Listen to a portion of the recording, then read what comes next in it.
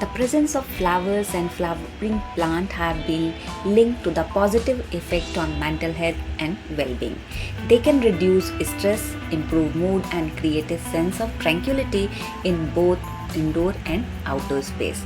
Their vibrant color and beautiful bloom also instill a sense of joy in the mind of on. Flowers enhance the visual appeal of the environment with their vibrant colors, varied shape and sizes. They contribute to the beauty of landscape, garden and natural setting. They play a crucial role in attracting pollinators such as bees, butterflies and birds.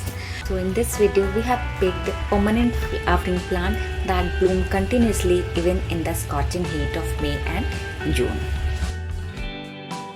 So hello everyone, welcome once again to my channel Surupa Diaries with one more new video.